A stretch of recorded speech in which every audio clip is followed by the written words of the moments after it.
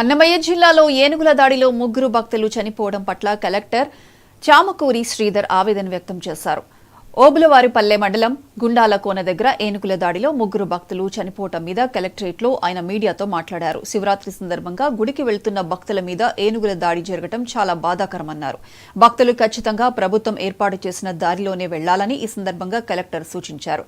చనిపోయిన వాళ్ల కుటుంబాలకు ప్రభుత్వం 10 లక్షల ఎక్స్గ్రేషియా ప్రకటించిందని, గాయపడ్డ వారికి ఉచిత చికిత్స అందిస్తున్నామని కలెక్టర్ చెప్పారు. ఫ్లెక్సిబుల్ ఈకేవైసీ మెథడ్లో ఓపెన్ చేయడానికి ప్రయత్నిస్తున్నాము. లేదా రేపు సెలవు కాబట్టి maybe day after tomorrow open చేసి అవి కూడా వాళ్ళ అకౌంట్లో క్రెడిట్ చేస్తాము. ఇంజ్యూర్ అయిన వాళ్ళకి కూడా 2 లక్షల రూపాయల చొప్పున ఇస్తున్నాము. అది కాకుండా వైద్య ఖర్చులన్నీ కూడా ప్రభుత్వమే భరిస్తుంది.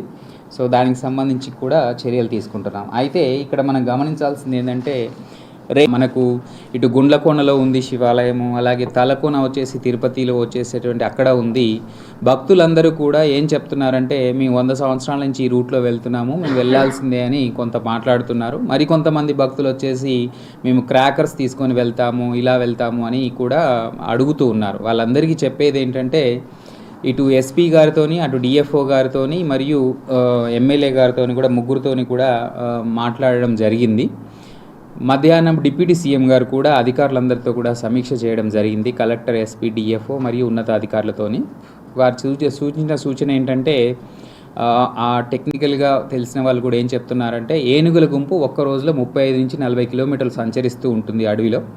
రెండవది 8 కిలోమీటర్ల దూరం నుంచి అది మనుషుల వాసన పసిగట్టగలిగేదిగా ఉంటుంది. ఎందుకంటే చిన్న బేబీస్ ఉన్నాయి కాబట్టి ఎలిఫెంట్స్ కూడా చాలా ఒక రకమైనటువంటి ఉధృతిలో ఉంటాయి.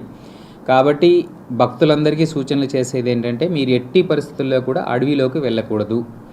అడవిలోకి వెళ్ళడమే కాకుండా మేము క్రాకర్స్ కాలుస్తామంటే, మీరు అడవిలోకి వెళ్ళి క్రాకర్స్ కాలిస్తే అవి ఇంకా కూడా భయం చెంది ఇంకెక్కువగా కూడా భయానకంగా ప్రవర్తిస్తాయి. రెండవది, మీరు అలా అడవిలో కాల్చడం వల్ల అవి మళ్ళీ గ్రామాల వైపు పరిగెత్తుతాయి. పరిగెత్తినప్పుడు గ్రామాల మీద పడితే మరింత ఇబ్బంది కూడా ఏర్పడుతుంది. కాబట్టి భక్తులు ఎవ్వరూ లోపలికి వెళ్ళడానికి లేదు. ఇటు ఎస్పీ గారు అండ్ డిఎఫ్ఓ గారు, ఫారెస్ట్ సిబ్బంది, రెవెన్యూ సిబ్బంది, సచివాలయ సిబ్బంది అందరం కూడా అన్ని అఫీషియల్ రూట్స్, అన్అఫీషియల్ రూట్స్ అన్నీ కూడా పహారా కాస్తున్నాము. మరియు వీళ్ళకి తెలియకుండా కూడా ఎవ్వరూ లోపలికి వెళ్ళకూడదని విన్నవిస్తున్నాము. సో దయచేసి భక్తులందరూ గుర్తుపెట్టుకోండి, ఎట్టి పరిస్థితుల్లో కూడా మీరు అడవిలోకి వెళ్ళవద్దు. ఏ విధంగా మీకు ఎంత తెలిసినప్పటికీ కూడా దయచేసి ఎవరి మాటలు విని లోపలికి వెళ్ళకండి. సో మీకు దైవానికి అంటే శైవారాధన, మీకు దేవాలయాలకు వెళ్ళాలన్నప్పుడు అఫీషియల్ రోడ్ రూట్ ఏదైతే ఉంటుందో దాని